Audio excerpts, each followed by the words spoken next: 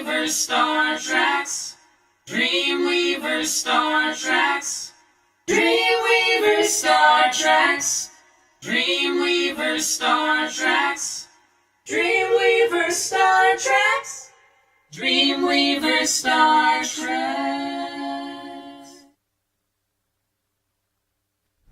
Hi everybody, we are DreamWeavers StarTrax here at beautiful Las Vegas WCOBM, and today we are interviewing the amazing Miss AnnetteSimmonds. Hi. My name is Karen Zai. I am a voice teacher and co-host of DreamWeavers StarTrax, and my amazing husband Ren Zai, acting coach, screenwriter, playwright, filmmaker. We'll just keep going on and on and on. And I don't do well at cooking though. He doesn't cook. I Trust me burn when I tell you. He's not allowed in the kitchen. So we're gonna give you some history in this segment about Miss AnnetteSimmonds, who has been a long time DreamWeavers client. Oh yeah. 12 years?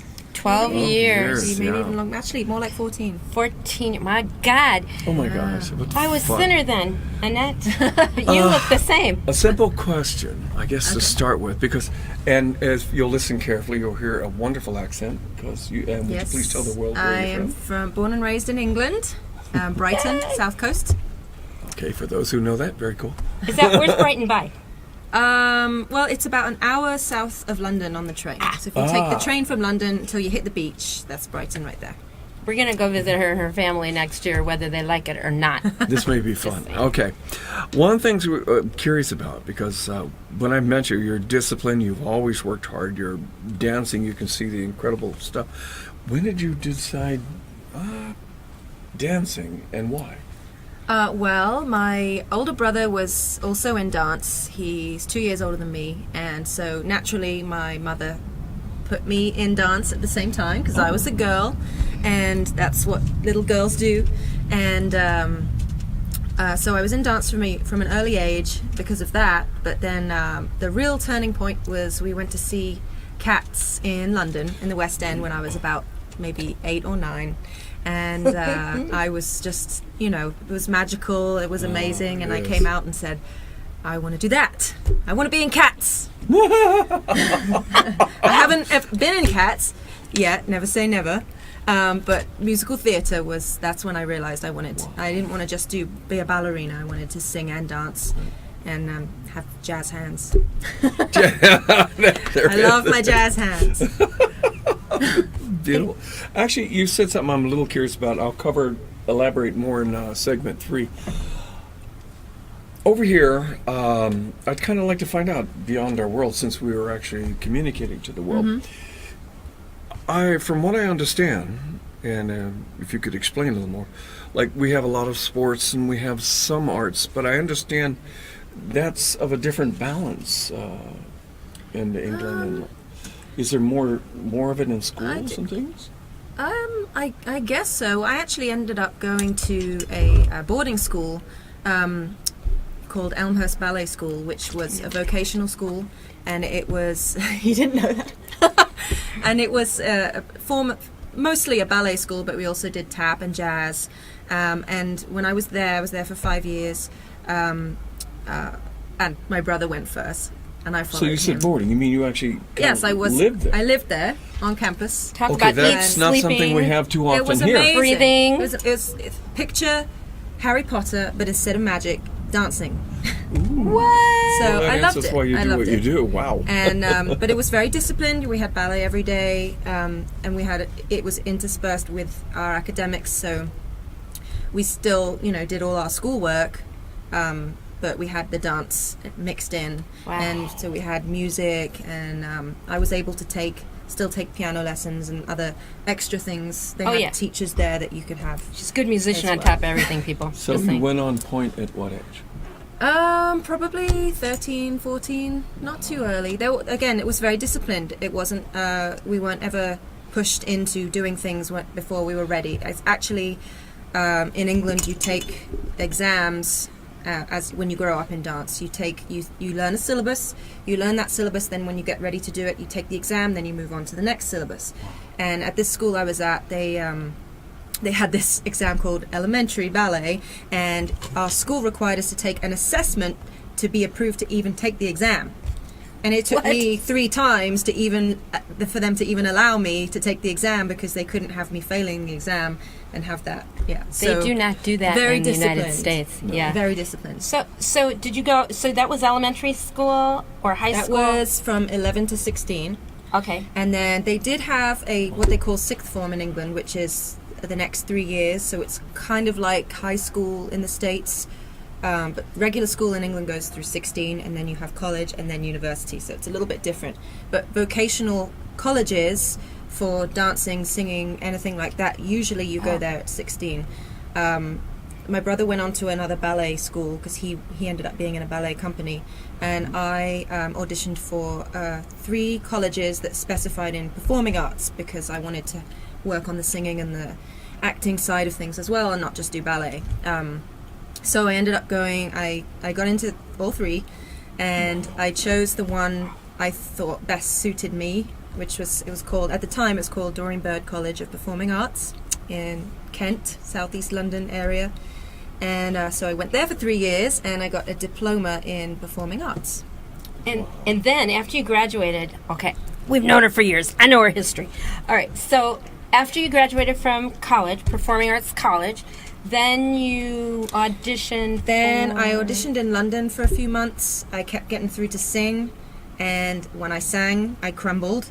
So just confidence. We fixed that. We fixed that. So then I ended up working on cruise ships. I got a job on cruise ships, and I traveled around the world for about 2.5, 3 years. Ended up meeting my husband Cool. on the cruise ships. Dude. And we got engaged, and when he decided to move on land, it was just after 9/11, so we moved to Vegas instead of New York. Yeah. That And makes sense. And and then then I got a bunch of jobs in Vegas. Vegas has been very good to us, and to me in my career. I've done plenty of dance shows. I've done Masquerade Show in the Sky was my first job in town. Tournament of Kings, Siegfried and Roy, a bunch of corporate things. We Will Rock You at the Paris. The producers at the the Paris. only girl cast from Vegas in We Will Rock You. Just saying. Yeah. Okay. And then Producers? also the producers, and I most recently choreographed 2 numbers for Meatloaf when he had his show at Planet Hollywood. Yeah, we went to that And show. It's a we great saw it show. like 3 times. It was so good. And Annette was choreographed it and was dance captain. Yes. And that's where she met Paige Melanson. That's right. how we met Few weeks Paige. If back. you saw Paige a couple was one weeks of my back. dancers. So and one of the things I want to say, and this is like really important, is Annette went from a dancer to a triple threat. Yeah. I mean, singer, dancer, actor, and now she's cast many, many times as featured singer in corporate shows. And you know, there's a couple of people in town that do that. So I have a question. Please, yeah. I have a think question we're for right there. Annette. Hold on. Who would it- It came in Audience questions. just before. Okay, here it is. This is for Janine P. in Tulsa, Oklahoma. Did you have a support system when you decided to pursue your career path? Absolutely. My parents were amazing. My mom, well, before I went to the boarding school, I don't know if she ever slept, ever, because she worked nights, and then she spent the days taking care of my younger brother and then driving my older brother and I to all our classes. I mean, we did dancing, we did piano lessons, singing lessons, a bunch of different stuff. And then, you know, even when we were at boarding school, they would drive up on the weekends and see us, or my dad would take time out of his work to come and help me with my braces, because I had braces while I was there. They were, yes, super, super supportive. Definitely. And just in case they see this, tell us the wonderful name of these 2 beautiful beings. Teresa is my mom, and Peter is my dad. Hi, by the way. Haven't Hi, seen you in a while. Miss you. We gotta hang. It's 1 a.m. in England, so I don't know if they're out still. We'll send This them will the be link. a podcast. You can see it after you Send get them it. the link. So, and we have her husband Barry, who husband is Barry, is yes. monitor He's a monitor engineer For at Cirque du Zumanity? Soleil. Zumanity, and 2 great kids, William and Johnny. William's my 7-year-old, and Johnny's my 4-year-old. And we will be right back on the second take, and Miss Quinn is going to talk about dancing and singing. This should be fun. La la la. Catch you then. Well, it's a one for the money, two for the show. Three to get ready now. Go, can't go, but don't you straddle my blue suede shoe.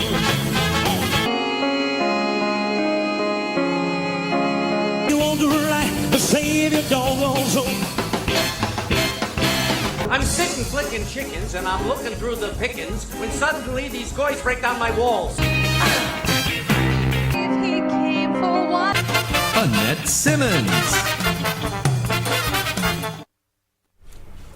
Hi, everybody. We're back. Karen Zai from DreamWeavers StarTrax, and we're with the beautiful AnnetteSimmonds, singer, dancer, actor, fitness coach. And and she's a mom, too, you guys, just saying. And she can cook.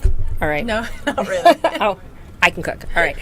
So we're going to talk about her singing and her dancing. And there's a couple stories that I'm going to tell you about Miss Annette, and we're going to talk about because we've known each other she just came out, I didn't realize that, 14 years. And she's been a DreamWeavers client all that time. That's how we met. Annette was a dancer that became a featured singer in the shows in town. And you have to watch the first section to get the whole history. So, Miss Annette. Yes. I've got notes here, people, because I ain't no younger than I used to be. Okay. So, when you decided, well, let me ask this question. Why did you decide to make the transition from dancer to singer? And you touched on that in segment 1, but let's get into that a little more. Well, when I was younger, I had singing lessons and I did a lot of competitions, but I had a classical teacher. So I did a couple of operas, if they needed little tiny kids, things like that. And all the competitions I did, I sang very classical songs, traditional, high voice. I sang in the choir. I was always a soprano at my school, at the boarding school. And I never really did any contemporary singing.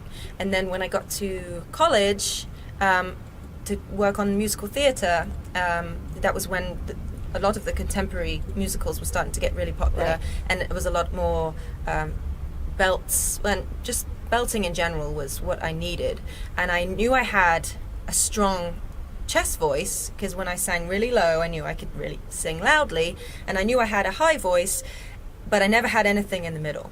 And any time I went to sing in that middle range, it was just, it was so frustrating. So I would sing really loud up to here, and then nothing, and then all these super high notes.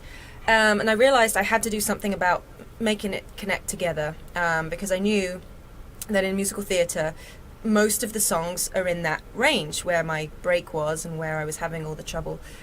So when I sang a little bit on cruise ships, I had a singer on the ship help me with some stuff, but I knew I needed to find an instructor that specified on a mixed belt so that I could work something out. One of my directors at my college, we had a career interview, and she told me that I would never make it in musical theatre because my voice wasn't strong enough, and it just made me really mad because Oh, you know that. I was like, I get upset that's about been my that. dream since I was 8 years old, Okay. and you can't say that to me. And I'm going to translate that. Okay? I don't know if you're watching this, choir teacher, singing teacher at the school, and you're going to be mad at me, but I don't care. I'm going to translate that into voice teacher speak. I'm going to tell you what it said. They put it off on the student, and they're dream killers, and what they're saying is, I have no idea how to connect your chest voice and your head voice. So I'm going to tell you that you have no future in this. So my soapbox, people. We'll be talking about that later. So mixed belt, I'm just going to really quick talk. Yeah. Mixed belt, for you guys out there that don't know what that means. It means you're singing in your chest voice, your singing voice higher than your chest or singing voice goes without hurting yourself. And your head voice is that high whoa stuff, and you have to connect that. Now, Annette has a voice exactly like mine. It's a dramatic first. What that means is, and this is why this teacher was so confused, that the low voice, the chest voice, is very, very strong, and you have a voice like a Whitney Houston or a Christina Aguilera or a Jennifer Hudson. And on top, you have a voice more like a Mariah Carey or Ariana Grande. So they're like schizophrenic voice. How do you even that out? Well, she did it. She helped me. But she did the work. So I found Karen through another friend I was working with, and I had lessons every week, and every time I wasn't in my lesson, if I was in my car, I was doing the lesson I had just done that week. Believe every me. day. Crazy discipline. And just working on it and Consistency. working on it and working on it. And before long, I felt things start to change and things start to connect. And then I started to do Corinne's showcases to help my performance, because I got my confidence knocked down a lot. I mean, here I was, this little kid, I was singing in front of people all the time. And then after I came out of college, I would go to sing in front of somebody and just be a mess. So Amazing. Okay, so I want to talk about a little bit of her history, and I want to show you what consistency and luck is when opportunity meets preparation. You know, people come to me in Ren all the time at the last minute saying, I have an audition, or I have a show, or I have a competition in 2 weeks. Really?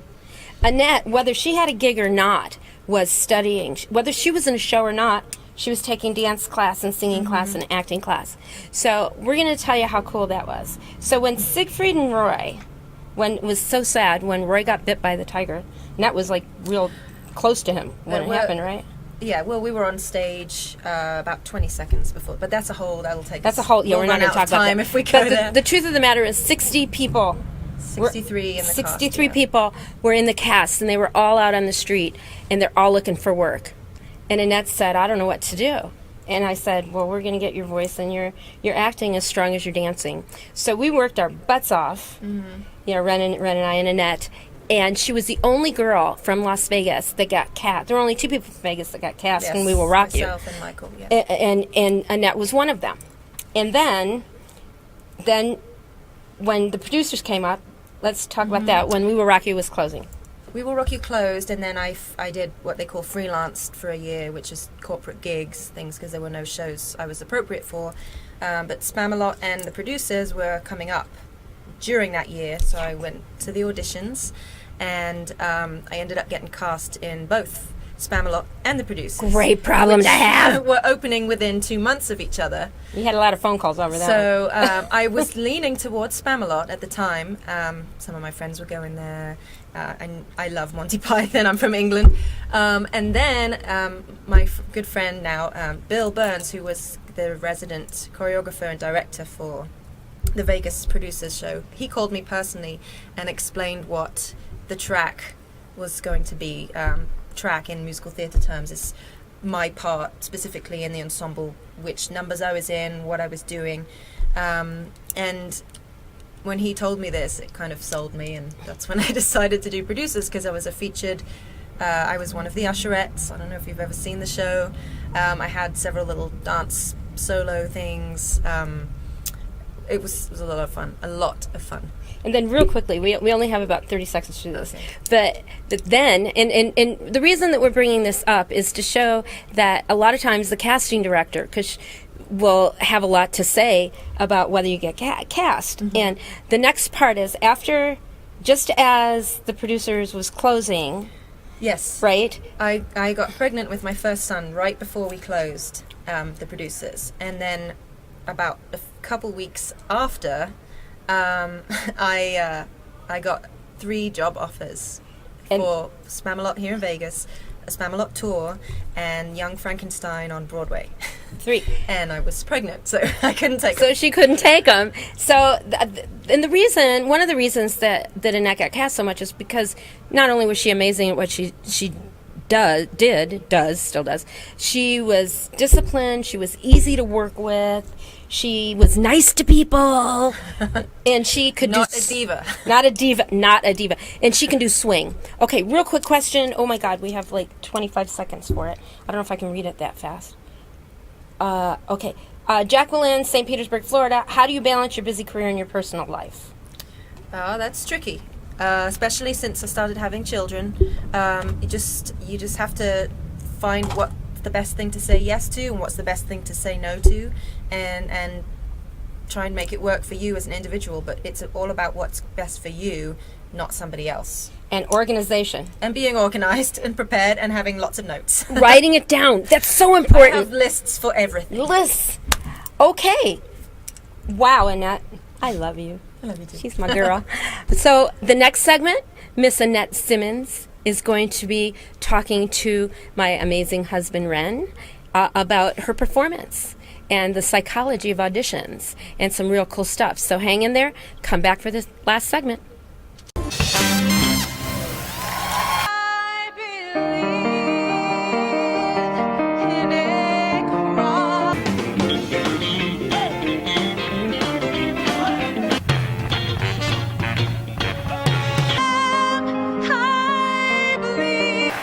Let's hear for my girls. Come on, give it up.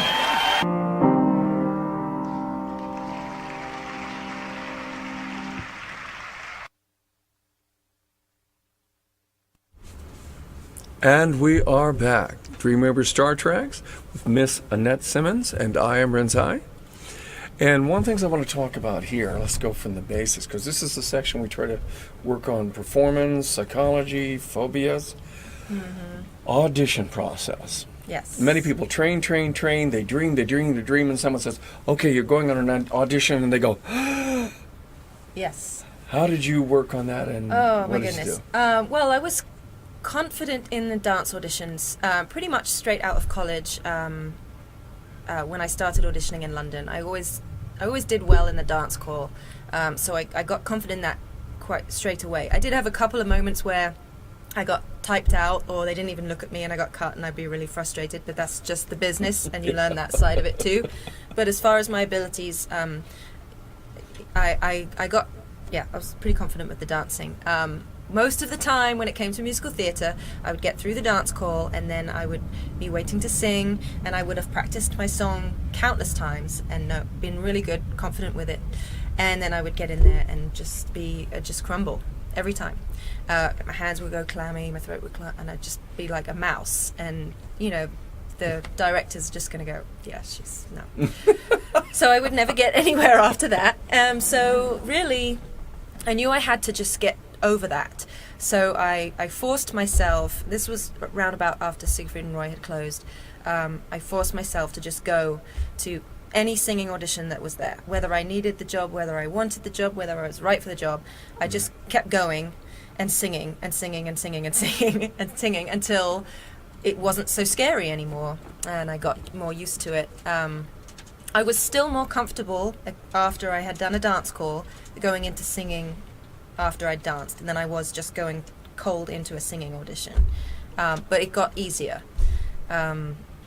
Just from just doing it, but it wasn't. It wasn't. So basically, easy. just get out there and do it, treat it kind of like a class. If someone said, "Okay, we're going to do an audition class," and you came in with your friends, you'd be more relaxed and just treat it like a class. It isn't about yes or no's. It's about getting good at it. An audition is a very thing that you would do sometimes, and it's also another chance to exhibit who and what you are for an audition.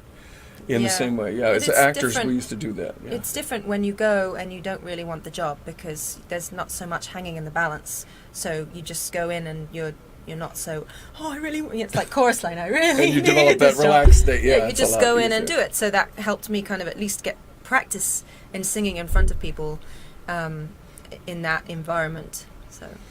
And I remember when we went to We Were Rocky, and one of the things I want to talk about is there was a picture a little earlier in the beginning where you see that Annette's there and she has this rainbow hair. And you did something that called swing. That was a swing. Where, initially I was ensemble, and then we had a big cast turnaround a few months in, and I got offered to switch to swing, which in an equity show, in a musical, a swing is somebody that covers multiple tracks. You're not necessarily guaranteed to be on stage every night, but you have to be ready. You have to know the track. If somebody gets injured and has to come off, you go on in their place.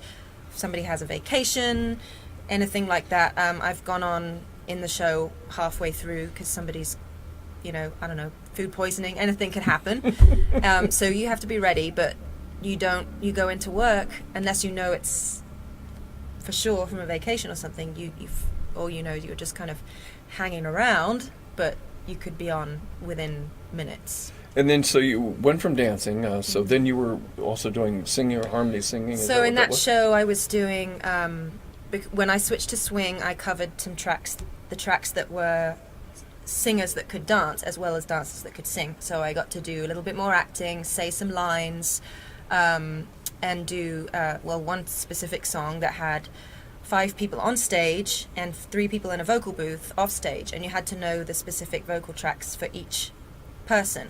So it was basically 8 different parts for the one song. That was kind of cool. And then, of course, the Rainbow Heron, for many of you, if you don't know, We Will Rock So You much is fun. based off of the music of Queen. It was a very fun production to see, and Awesome. I found it hilarious that when you came on stage at the one part, I'm looking up and I go, there's Annette, and she got a rainbow punk hair on, and they're In sitting Mohawk. like they're drinking or something. It was just hilarious. Oh, and the bar was Yes, supposed to be, it was the supposed barroom to be kind scene in of the brain play, dead. yes. And that was rather fun to see. With that going on, one of the things that when I was brought into the business and Corinne brought me in, it said my singers are fabulous, but they're about as interesting as cardboard on stage. And so I watched and observed, and I had noticed this, and that going through your videos and some of the editing, I noticed that even at that level, sometimes I'll see people watching themselves, looking at what they're doing, but I did not see that in you. And so one of the things I'm looking to understand is, and for all the young dancers growing up out there, you learn the moves like you learn an alphabet, but eventually you must tell a story. So if you could elaborate how as a dancer that would occur, and what would you do, like we saw earlier in the choreography, I could see that you were feeling it wasn't just moves. So if you, Well, part of it's because I'm having so much fun. I try not to ever let it be work, because I'm so blessed to be doing this for a living. So I always try and remember that. There's something to be said about continuity, about not just doing the dance steps in this section and the dance steps in this section. When you're on stage, even if you're just walking, you're always dancing. So you always have to think about that. And I think I'm trying to think. I think from an emotional point of view, if you've put the training in and you have the technique and you have all that discipline behind you, you shouldn't have to think about that when you're performing. You should trust the technique and the training and just live it out there, and that if you've put the work in, it'll be there to back you up. and that is highly important, because sometimes we forget something. We're hitting auditions, we're hitting things, we forget. The end result is the audience. Vegas is notorious for that. They're going to want. So when you're being auditioned, they're thinking what the audience will see. And you can be a fabulous person to move. You can be a great musician if you're going to be up there, or a singer. But they want someone that the audience will remember. Remember, if they see you dancing, beautiful. But if you have an emotion, it reaches our heart. And in that particular thing, One thing, though, Yes. I will have to add, though, is if you're in a chorus, you still have to be mindful that you need to blend with everybody else. well, a chorus is a different subject than Yeah. solo stuff or minor, or when you have to sing, dance, and perform all at once. Because of the chorus, it isn't about the individuality. It's Yeah. about your harmonies, your dynamics of how quiet, how loud. And where you're and blocking just- on the stage yeah. as well. I mean, I'm Plus, talking well, about that's because singing, you but- guys are actually dancing, singing, and I don't know how you do that without being able to take a deep breath in the middle of everything. One of the things I did want to mention for those who are wondering, example, for the part that you ended up in, Siegfried and Royce, we said there were only 2 people from the town. How many was would you say went through that audition approximately, and how few get it? For We Will Rock You? Yeah.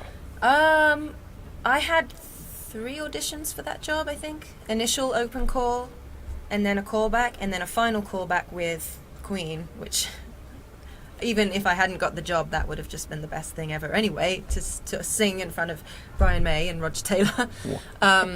So there was 3 auditions right there in Vegas, but they also auditioned in LA. I think they auditioned in New York, because right. we had a bunch of people from New York in the show too. So yeah, lots of different auditions. So, and one of the things is, real quick there, is, so make sure that while you're out there, you study singing, you study acting, and you put more, because it may be just a little difference, but it may be the one to get you out on top of that stage. And we have a question coming up, and our wonderful producer, Miss Des Fahey, let's see here. Ah, yes, this time. Okay, it's Scott, Ontario, California. Do you have a ritual that you follow to get ready for a performance? Oh, I do.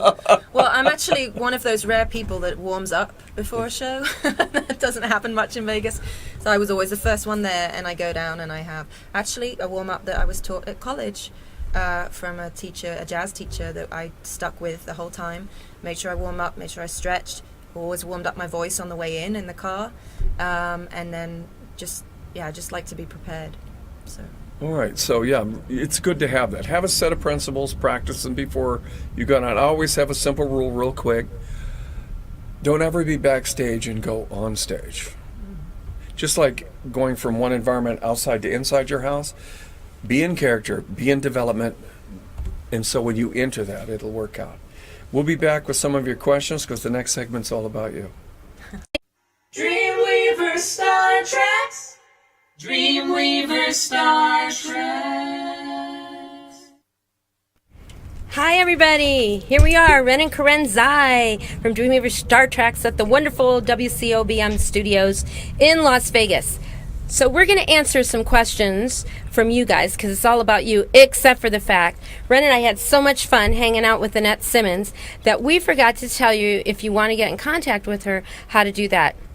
If you go to section 2, segment 2, you will have her info on Net's Fitness First, because No, that's the third section, but that's okay. You'll have Arabesque Dance Studios if you're in Las Vegas. I have no idea what it is. And you want to study music theater or jazz dance, Annette teaches there.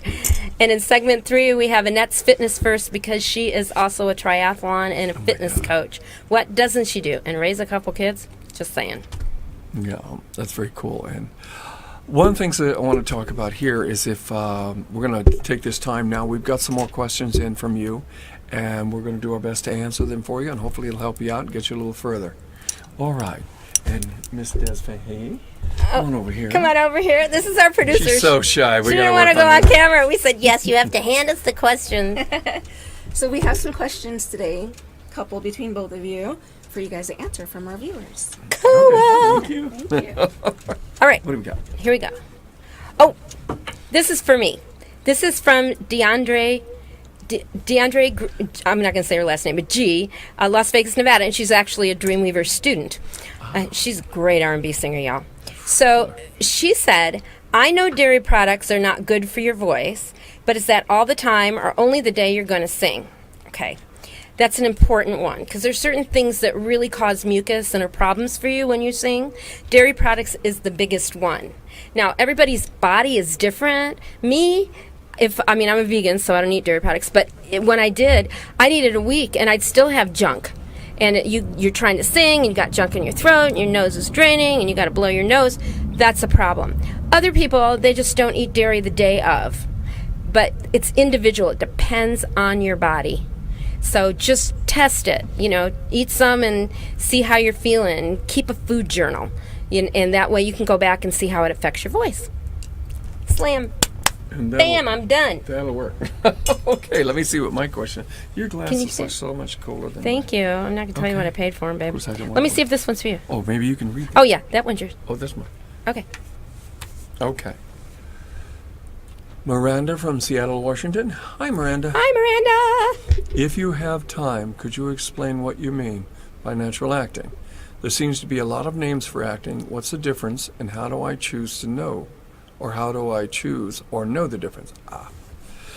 There's a lot of names for everything. That's the language we have. The reason I call it natural acting, Miranda, is it's not something, as far as I'm concerned, with all of the training on teachers I studied with, plus some of the historical stuff.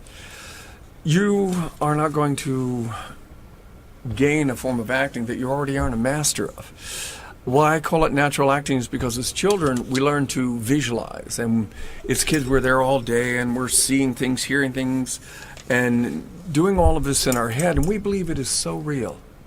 And we come in, and if someone were just watching us with a camera right in front of our face, and we're talking to our favorite little being that we've made up, they would assume someone was there. So we have a tendency to react to things like if a man comes in and your brother thinks it's funny, okay, my brother, thinks it's funny to come in a costume of purple and scare me in the middle of the night, I have a distraction for purple no matter how long I see it. So we react. I see something, I react. I hear something, I react. I smell something, I react. My job is to remind you that I need to get you back to where you can make your imagination as real as you could as a child. Because as actors, we I stated, we dream while awake. In other words, we're looking at somebody, and even though the audience sees us while I'm out on stage and you're looking right at me, we don't see that. We don't see the stage.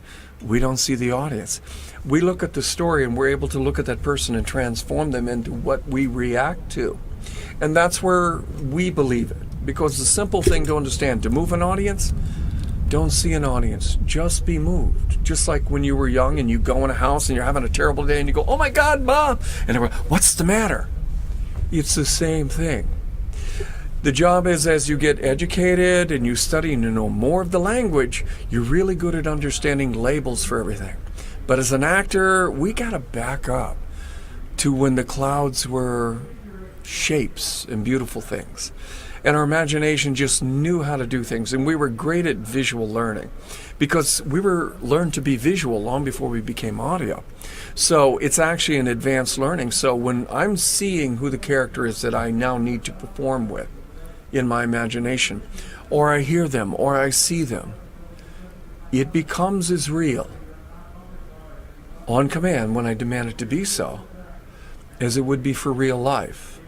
And that's kind of a fun thing. So Cool. Natural acting is dreaming while awake, reacting to your imagination as real as you did when you were a child, and like you do now when you're looking over there, if you're looking out on a field or an ocean, you go, "Oh, that's so gorgeous." As an actor, it is gorgeous. You see it, and you hear it, and you smell the salt air. It takes practice and time to relearn that. Thus, natural acting is something you already own. You're already Oscar winners. You believe you know who you are in life? That's an Oscar, because we would believe you too. Cool. That was great. Okay, your turn. I want to become a natural actor.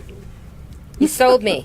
Where do I sign up? You are a natural actor. If you want a Skype lesson, just call the number on the screen That's true. for the questions, and we'll hook you up. If you mention the show, you get a free lesson. Just saying. We can do that too. And you can do it on Skype if you're somewhere other than Las Vegas. Okay. Siri from Sacramento, California. Really? Siri? Siri? Wow, you have a sister. My phone's in Apple? asking a question. Okay. I've heard Popple too, talk about different registers in their voice. What does that mean? Okay, now we're getting into the technical aspect of this.